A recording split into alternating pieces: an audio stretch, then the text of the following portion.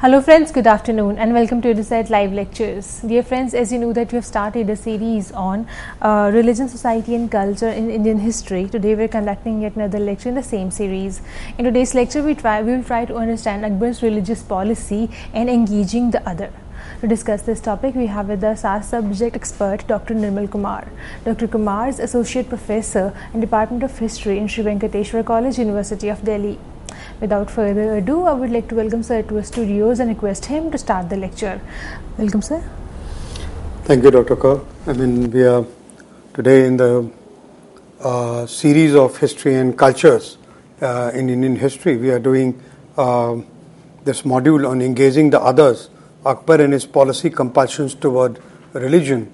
We will be talking today about how Akbar, who became the emperor in 1556, then he was under the tutelage of his tutor, Bairam Khan, for 4 years, till 1560, and then he was under Mahamanga and other ladies of the harem for another 2 years. So we're talking about 1562, and after that, Akbar has he assumed Khud Mukhtari, that is, he himself started managing his own state affairs. So we are talking about that. Now, the problem which he faced when Mughal Empire that he had inherited was in tatters.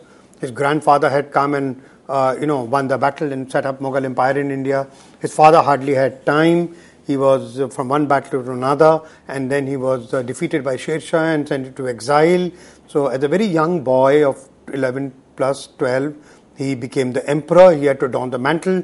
He was a child, and then he was under tutelage of Bairam Khan, then his aunts and the mother of the family, and then suddenly when he decides to become independent, Khud Mukhtar, in 1562, and starts taking certain steps which collectively from 1562 to, say, for example, 1605, or rather we can say 1581, when he's supposed to have initiated his own minor religion or religion called the Ilahi. It is a period when we say that he was experimenting with different religious values and groups. I mean, that's what we are talking about, that why one should do that. In the two-part series, the first part I'll tell you, and we'll discuss what are the compulsions as far as Akbar's policy toward different religions is concerned. And another one we'll talk about the stages in this policy. There are two different things. One is that why would you arrive at a policy? What is the reason behind this? That why are you encouraged to come to a policy? That's what we are talking about. Now, Akbar from 1556 to 1605 for this whole reign, and Akbar was the third Mughal ruler to have ascended the throne in India after Babar and Humayun. Born as a son of king in exile, he never was educated. Now, this is an advantage which he had, that he was never educated properly, because anybody who was educated in 16th century, any Muslim prince would have more and more of Sharia, more and more of Quran, and more of Hadith. And similarly for Hindus, I mean, it could be just religious scriptures. He was bereft of that. That is a kind of positive thing. Again, after a sudden death of his father, he had to ascend the throne at a very early age. He became king at a very early age.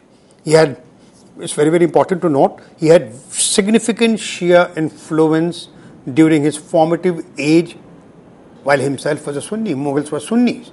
You know that Islam was divided into Shia and Sunni, and he was a Sunni.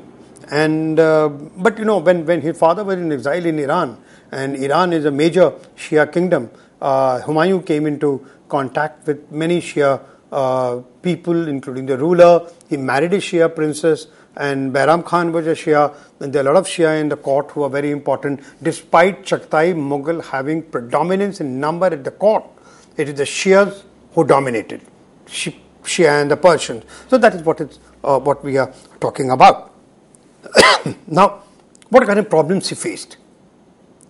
When he became the emperor, what kind of problem he had when he began in 1562? His nobility was divided in race and caste and religion, language and region, and obviously it was a gigantic task to unite them. All were divided into, someone was a Chagtai, someone was a Turk, someone was an Afghan, someone was a Mughal, someone was a Hindu, someone was a Muslim. No one see eye to eye. I mean, that's the kind of very, very divided nobility, very, very divided court that he inherited. So much so that his own prime minister did not attend his coronation. And the very time that he was becoming an emperor, his another half brother was being coronated at Lahore. So it is a very, very different situation we are talking about. Now, historians have argued that Akbar achieved this impossible task. We are talking of composite nobility, to unite his court and achieve composite nobility by evolving a tolerant religious policy. Now, that's very, very important for us to understand that we are talking of religious policy, religion being used as an administrative tool. Religion not being used as a religion or a spiritual thing, but in order to unite or get a very united government. You have to run a government, and for that you play around the religion.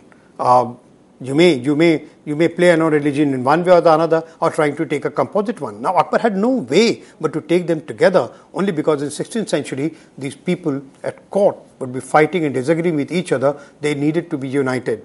I must tell you before I progress further, that in Mansabdari also he had done that. Mansabdari are the officers, high officers of the court.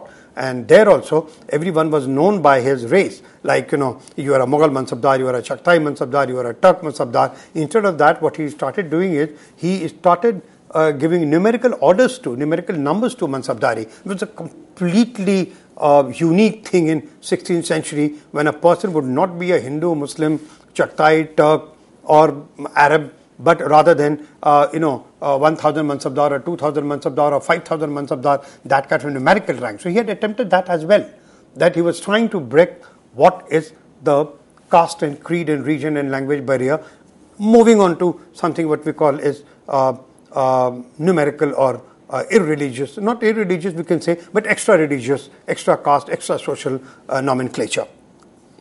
His reign was marked with series of steps taken for reconciliation of all people he ruled, irrespective of their religious belonging. This is what we are going to talk about in the entire discussion in the two modules that we have today.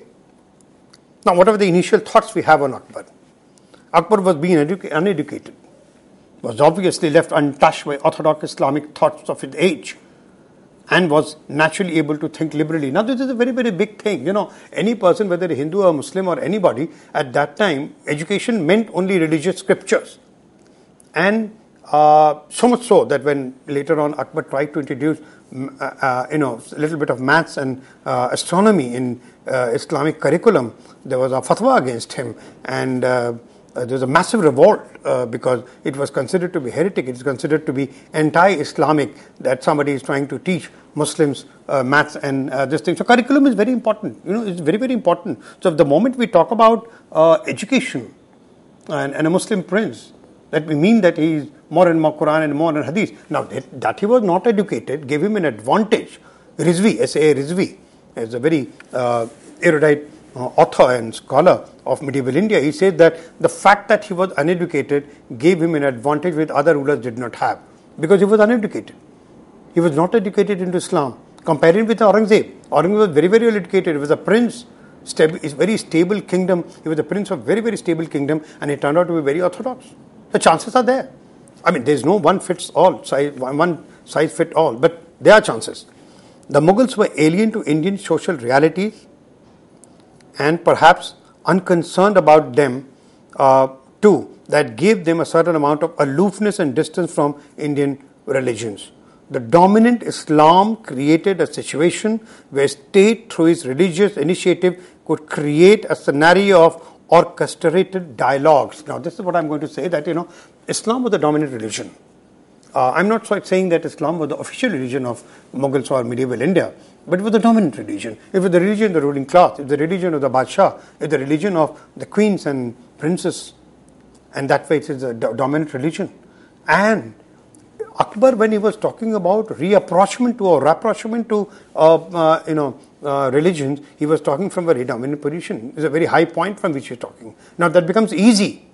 What if Akbar was not a Muslim? And what if the majority community was not majority?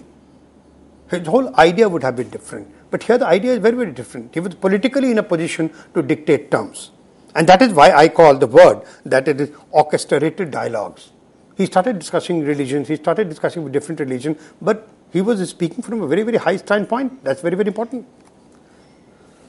Now, what was the composition of the court in early days? Well, Babur court was dominated by Chagatai Mughal elements. Slowly, other elements entered the Mughal system. Other elements is, Hindus, then Rajputs, of course, among the Hindus. Then again, there were Turks, there were Afghans, there were Mongols, there were everyone. Mongols were the Mughal, by the way. Humayun, in his long stay at Persian court, introduced the Mughals to Shia elements and brought them close to Persian art, culture, and principles of court etiquette. That's very important for us to understand that throughout the Mughal period, you find that Humayun's exposure to high culture of Persia, that is Iran today, influenced the Mughal like anything. And I'll be talking about it. We'll discuss this matter in little more detail. But one must consider this throughout. Whenever we talk about anything concerned Mughal, we must know that the early exposure of the Mughal during Humayun's exile in Iran is that they were exposed to the best of the painting, best of the music, best of the court etiquette, and that they borrowed in order to underplay the Mongol background. That's what I'm going to say a little later also. By then, the Indian habitat had vertically introduced, I'm talking about Humayun, Indian habitat had vertically introduced local elements of the Mughal administration and court composition. You know that Humayun onwards, Babur could not do, but Humayun onwards, there was a constant attempt to bring Indian elements. There were huge, the Mughals had advantage of having a lot of Persian speaking people because Muslim rulers were there speaking Persian for centuries altogether. So they had an advantage. They started introducing Indian elements, of course largely Muslim elements, but they started introducing them in the court and also in the Mughal administration. That is very, very important for us. Now, what is the Persian influence I'm talking about? Humayun's stay at the Persian court, a long stay at Persian court. He's marrying a Persian princess. The Persian painters, calligraphers, artists, sculptors, some of them who made Humayun tomb, some of them who translated some of the very fantastic books in India and painted them, including Mahabharata and Ramayana, Ramcharitmanas, and also that other books which were printed and published. Many of them were done by the Persian painters who had come to India along with Humayun. Mughal tribes to adopt Persian art, culture, music, court culture, that is etiquette, adab, and even literature, adab and adab both, to erase the memory of the Mongol background. Now that's very important for us to understand that Mughal word itself is a derivation from Mongol, is a Persianized version of Mongol. When they came to India, they had one problem, and that is that they didn't want to be known as Mongol. Mongol, barbaric, Tatars were considered to be uncouth, unsophisticated people. So when they came to India, they made over effort. They were overzealous about maintaining Persian culture. Like in Mughal court, you could not speak anything else but Persian. The rugs were Persian, the paintings were Persian. If you go to Fatehpur Sikri, you will see in some of the buildings, you will see Persian art. All the painters who had come to Maktab Khana, the translation bureau of Akbar, they were basically Persians, or they worked under the Persian influence. That's very important because Mughals wanted to suggest that they were Persian. Please remember that while Babur earlier had written his autobiography in Turkish, he did not write in any other local language of Tashkent and that Russian region, but wrote in Turkey or Turkish in order to prove that he is not low born, but is a very highly cultured person. Later on, Mughal did the same. Mughal did the same with the Persian. When they adopted Persian in a big manner, they wanted to prove that. Mughals it's no wonder that the Babur wrote his autobiography in his own Turkish language, but soon the whole court culture turned to Persianized image culture complex. Mughals adopted the high culture of Persia, that is Iran, to underplay the Mongol background. That's what I was trying to explain to you. Now, what was in India that Akbar had to indigenize, make it more Indian, Abul Fazl, one of the writer, Abul Fazl wrote a wonderful book, 3-volume book, Akbar Nama. And the last volume of Akbar Nama was Aine Akbari, which again turned out to be 3-volume work, huge work by any standard. And Abul Fazl, he talks about certain things about Akbar. Let me explain. All Mughal rulers professed Sufi leanings and went to the extent of celebrating Urs. Urs is the birth or the death ceremony of Sufi saints. Mughals used to think that, Mughals used to say that they were Sufi saints, and that is why on the birth and death ceremony of Mughal Emperor, Urs would be celebrated, even today. To the extent of celebrating Urs for the departed emperors.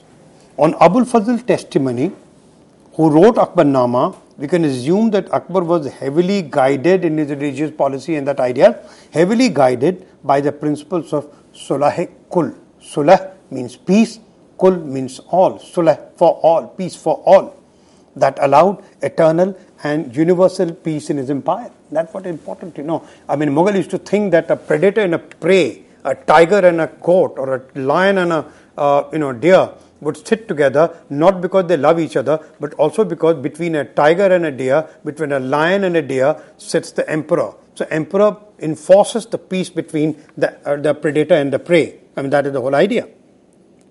But this Sulah-e-Kul, Abul Fazl explains that there had been many sultans before Akbar, and many would be there after him, but no one would be as perfect as him. Akbar was Insan-e-Kamil. Akbar was Farra-e-Zadi. Akbar was Sultan-u-Sadil. So he was the best what Allah could have, the God could have created. And that is why there would be hundreds of sultans before, there would be hundreds of sultans after Akbar, but no one was able to enforce Sulah-e-Kul because Akbar was the perfect ruler. And that is why he was able to enforce peace and harmony for all. There weren't peace. There were sultans earlier also, but there were fights. There were sultans earlier also. There would be sultan later also, but there would be fighting. Simply because there was no Akbar to mediate. There was no Akbar to enforce peace. That was the whole idea. Now, reaching out. We talk about religious policy. What is reaching out? He was a Muslim. He was a Sunni. Now he had to reach out to other people. He realized that for hundreds of years, the Muslim dispensation at the state has not made non-Muslims feel part of the state. And that's what we are talking about. Soon after assuming the full charge of administration in 1562, Akbar realized that hundreds of years of Muslim rule during the Delhi Sultanate had not made efforts to integrate the non-Muslims to the imperial build-up. That's very important. Hindus felt alienated. That's what we are talking about. The state had till now remained mainly Islamic and only bothered about the collection of land revenue and maintenance of huge military apparatus and huge payout to Muslim elite. That's very, very important. Islamic state in the first 200 to 300 years from 1192 onwards, 400 years you can say, had remained solely Islamic, was bothered about Islamic laws, was bothered about the collection of revenue. As far as the non-Muslims were concerned, the concern of the state was never to consult them. A state would never consult them. A state was just concerned about collection of land revenue. What some of the historians have called that Mughal state was an agrarian leviathan, a huge ship that was run either on petrol or diesel, something like that. It was on an agrarian revenue. That's what it's telling about. The state was not bothered about people, and that's what Akbar realized, that majority of the people who are being governed, who are being ruled, they are not made to feel part of the state, and that is a serious matter. This explains the limited range on mass involvement in the state and its affairs during the Sultanate period. There was a limited involvement of people as far as administration is concerned, we are talking about. The majority of the population in India were non-Muslims who had come to accept Muslim state and Islamic cultures, but surely needed to be involved for state programs. Akbar realized this early on.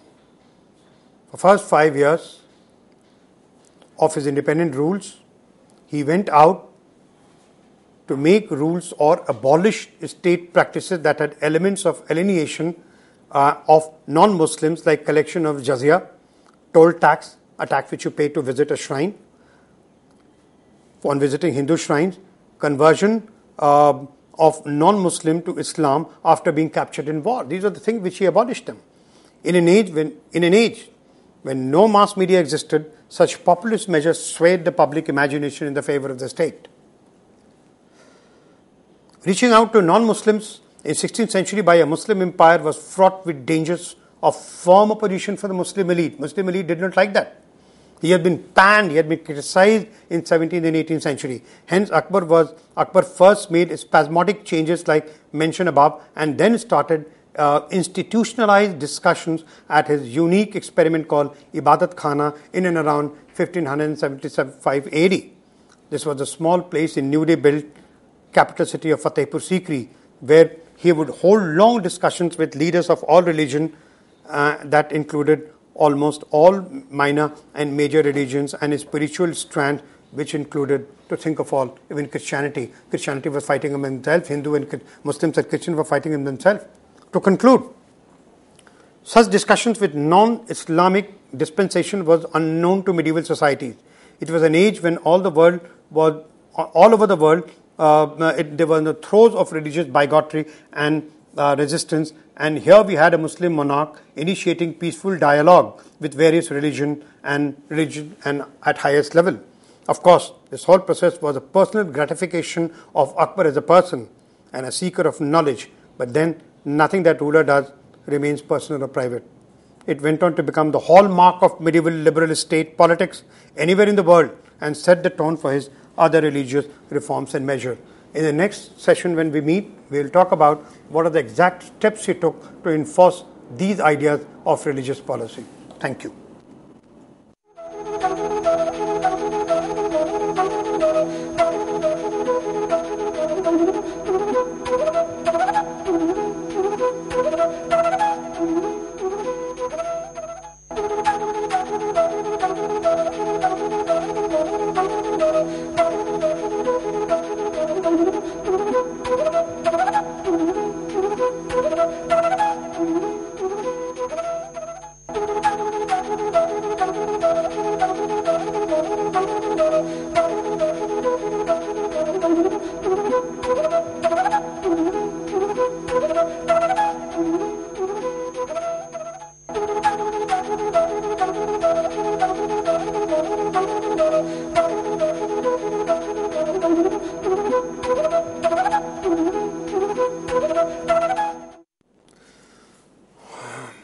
Hello and welcome.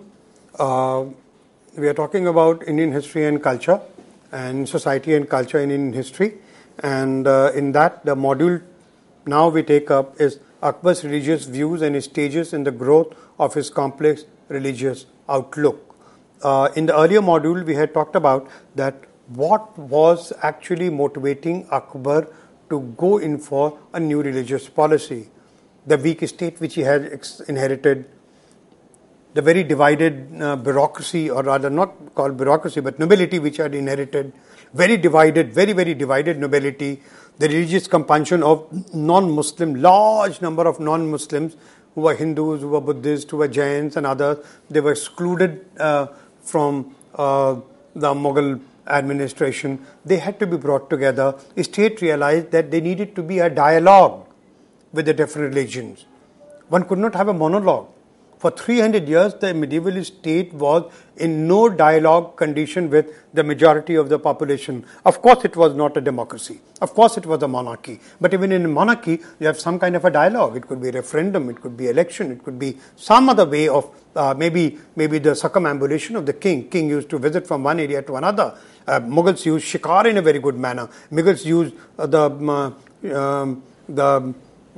outside of city visit of emperor to use that. So there are too many things we are talking about. Now, as far as religious policy is concerned, I try to explain during the coming slide that Akbar never had a policy as far as the religious policy is concerned. He never had a policy.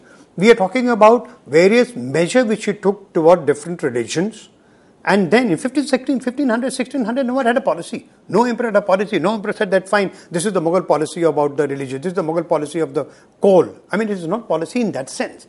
There is no nuclear policy. There is no foreign policy of the Mughal. I mean, it was the kind of all whims and fancies of the emperor that all mattered. So we are talking like that. So I must warn you that we are not talking of a cut and dried policy like Government of India has a policy today on higher education, school education, on diseases, on health. It's nothing like that. As a young adult and a shaky empire that he inherited, Akbar was prompted to reach out to others, people other than the Muslims. His young, fertile mind was also troubled by a spiritual quest for which he was seeking answers. He started early in his reign to offer olive branch to non-Muslims by abolition of jizya, a discriminatory tax collected by Islamic State from non-Muslims for state protection. Jizya was a tax which is called in Arabic is dhadiya. Non-Muslims were called jimmis, or in Arabic they were called dhimmis, and Islam only offered two ways. Either you accept Islam or accept death.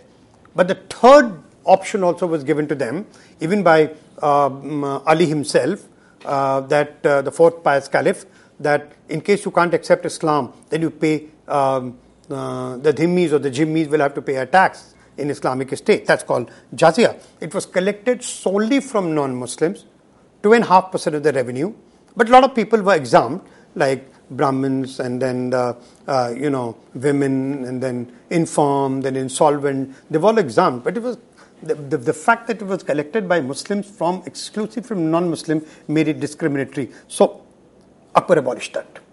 Early in his age, he was a young man, he abolished that.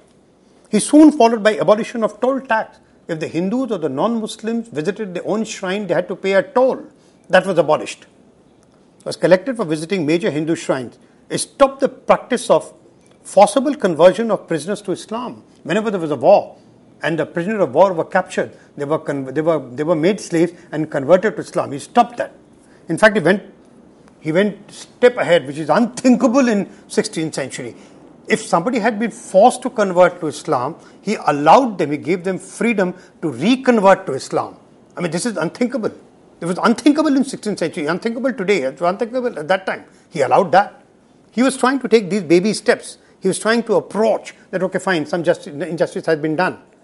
You know, the kind of money which was coming from jizya and the kind of money which was coming from toll tax was very, very small. Very, very small. The state could do away with that. But the kind of positive response which he got for that is huge. Then he started reforming Hindu society as well. As a young monarch, he had great ideas about himself. Inspired by his own reformist zeal, he took upon himself to reform the Hindu society. I repeat, it is a Hindu society. He tried unsuccessfully to stop the practice of sati among the Hindus and even visited the burning ghats to stop women from committing sati. Later on, he realized that it will anger the Hindu society, and he kind of kept a low key. He also made attempts to check prostitution in his empire, at least in the capital city. But soon he realized that his calling was spiritual rather than these things.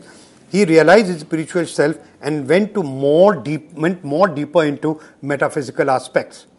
Influenced deeply by, and this is what is going to be a theme, that kind of Sufism dominated his thoughts. Sufism dominated his practices. Sufism dominated his acts, especially the Chishtis. Influenced deeply by Sufi tradition of zikr. In Arabic it is called dhikr. And philosophy of Sulh-i-Kul. Sulh-i-Kul is peace for all. Sulh means peace, Kul means all. He adopted a broad policy of religious dialogue and accommodation. That's important for us to understand. It's very, very important to understand that how Sufism, with its liberal views, especially Chishti Sufi saint, which gave a lot of importance to music, which gave a lot of importance to zikr, which gave a lot of importance to discussion, and which gave huge lot of importance to person veneration of the Sufi saint. These are the things which influenced Akbar and influenced other people. That's very, very important as far as our discussion on Akbar is concerned. Now, Iqtidar Alam Khan, who was a professor of history at Aligarh Muslim University, had written an article in 1968 in Journal of Royal Asiatic Society. There he had divided the religious policy of Akbar in three phases. He had written one on nobility and evolution of Akbar's religious policy, and he had divided into 1562 to 68, 68 to 1580-81, and then 1581 to 1605 at his death. We are talking about the first phase. After attaining the independence in governing by himself in 1562, Akbar initiated the steps to put Hindus at ease by removing minor irritants like jizya and toll tax, which hardly earn any money for the state as it is, but had massive impact on the people in general. You don't feel bad about it. If you are going to visit your own shrine and then you have to pay a tax just because you are a Hindu or just because you are a Muslim, I mean, it impacts you. So he withdrew that. The impact on the state economy is not much, but the kind of goodwill which he earned was phenomenal. Please understand, in medieval India, when we are talking about 16th century, not many people traveled. Most of the travelers were Muslims, only traders and officers traveled, and that too a large part were Muslims. So the kind of money which we would get from visiting the shrine was very, very minimal. But that failed to win over the Rajputs of Rajputana, that is Rajasthan today, and they had to be defeated militarily at the Battle of Haldighati under Maharana Pratap of Mewar. The victory over Gujarat in 1567-68 was a big morale booster for Akbar and was a game changer more than one way. Victory of Gujarat is very, very important for the Mughal state. So much so that, he celebrated that by constructing a Buland Darwaza later on at Fatehpur Sikri. It was very, very important. Gujarat meant a lot of cash crop. Gujarat also meant access to Surat. It's very, very important. Gujarat was very, very important. Rajasthan was very, very important for any Delhi Sultan. Too close for Delhi Sultan to have kept independent. It secured the finances of the empire, the victory over Gujarat, and also gave easy access to the only navigable seaport at Surat. So that's what is very, very, very important for us to understand. Now the second phase, 1568 to 81. This phase is supposed to be, first phase was liberal phase. He was trying to win over the Hindus. He even offered his hand in marriage to Hindu princess of Rajputana, but only one, very small, today what is known as Jaipur, it was known as Amir or Amber. I mean, they came up with a marriage, and one woman from that family was married to, Akbar. Jaipur, or which is known today, Amir, the rulers were the Kachwahas. They were the very small principalities, and most of the Rajputs, the bigger Rajput rulers of Rajputana, kept away from giving their daughters to a Muslim emperor, and they had to be defeated. It's only after the defeat of Maharana Pratap, and then after one by one, each and every state, that the Mughal state was able to secure many of the women in marriage from Rajput state. So this was a kind of a very difficult thing, and he realized that when he was trying to be very liberal to Hindus, when he was trying to be very, very accessible to Hindus, he had successfully alienated the Muslims. And Muslims gave a call for revolt. The Mufti gave a call for revolt against him when he started introducing maths and astronomy into the curriculum of the madrasas, and they revolted against him. And it is then that the Akbar realized that while he had not been able to befriend the Hindus, Muslims had been alienated successfully. This is the phase we are talking about. The massive Muslim revolt of 1567 and victory over Gujarat somewhat convinced Akbar of the futility of his liberal policies, which had alienated the Muslims and hence may have shifted to orthodoxy as suggested by Professor Uftadar Alam Khan. That was the point which I was trying to make. During this phase, he issued Fatehnama right on the eve of Gujarat victory, where he called himself a Ghazi and announced his victory over the infidels. Fatehnama was issued and it is inscribed on the Buland Darwaza. Fateh means victory, Nama means account. It was a kind of a decree issued. It was a kind of a celebratory note issued in which he says, I, Ghazi Jalaluddin Muhammad Akbar. For your information, may I tell you that Akbar was never known as Akbar in his own lifetime. He was known as more as a Jalaluddin. And he said that I, Jalaluddin Muhammad Akbar, and he took the title of a Ghazi. I mean, the language which he uses, that I have trounced the infidels under my feet. He never uses that again. He never uses before. Why then he was using it in this particular Fatehnama? That's what we have to understand. And soon after we find in 1579 that jizya was reimposed. The same jizya which he had abolished, he reimposed on the Hindus. He was trying to win over the Muslims. Then again, something else happened. In 1579, he also he got there was a kind of a petition which was signed by all the mullahs and all the clerics of the empire. It's called Mahzar. It is not Mazhar, it is Mahzar. In 1579, a few of the Muslim clerics at the court and the intellectuals petitioned the emperor that they had accepted him to be the final judge in all religious matters if ulama could not come to an opinion. Abul Fazl has hardly mentioned it, despite his father being the architect of that. It is given to us either by Badayuni, who wrote Muntakhabut Tawarikh, or Nizamuddin Ahmad, who wrote Tabaqat Akbari. They said that if the mullahs are not able to come to a same opinion, then the matter would be referred to Jalaluddin Akbar, who, keeping in conjunction with Quran and other Islamic traditions, would decide the matter in consultation with the leading ulama. That is called Mahzar. It was a petition, it was not a decree, it was not a farman issued by emperor. It was we all, like we sitting together at the mullahs and the clerics and intellectuals, we said that you be our leader, you be our final judge. This is known as Mahzar. It so happened that, pained by the bitter and many times uncivilized fights between Muslims at the Ibadat Khana, Akbar was advised by Sheikh Mubarak, the father of celebrated writer Abul Fazl, to procure a Mahzar from cleric stating his judicial supremacy. That's how it was that he must have got this idea floated and then later people joined. British historian Vincent Smith had called this Mahzar comparable to Pope's decree of infallibility, that Pope cannot be wrong.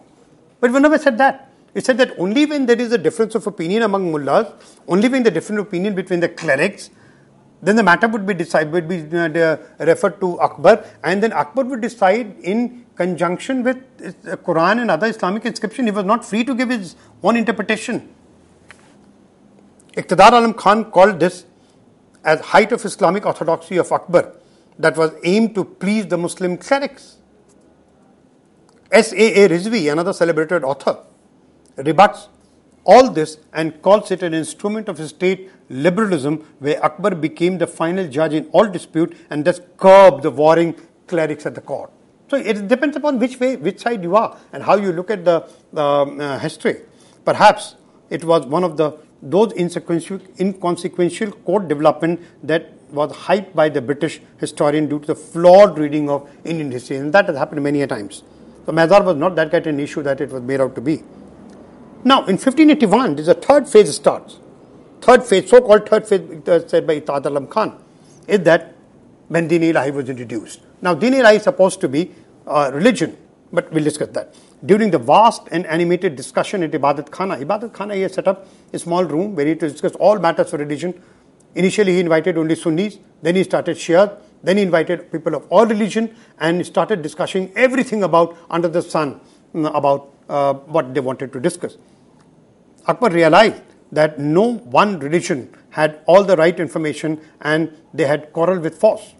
Emerging informed from his long discussions with religions at Ibadat Khana and beyond, even at the night he used to continue with the discussion. Akbar came out with a set of rules largely influenced by Islamic ideas and Sufism, which was called by British historian as Din-e-Ilahi. Deen means religion, Ilah means Allah, Deen of religion of Allah. Actually, it was a set of do's and don'ts and never aspired to be a religion. Historian S.R. Sharma has argued that it had no clergy, no book, and only 17 followers, including his own son Salim, and hence could not qualify as a religion.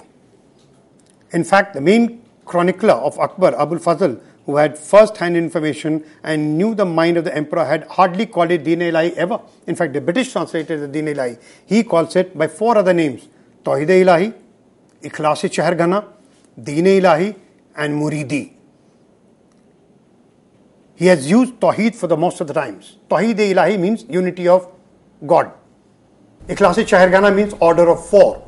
Din-e-Ilahi means religion of God. Muridi means when emperor is the guru, emperor is the peer, and the followers are the murid. It's called muridi.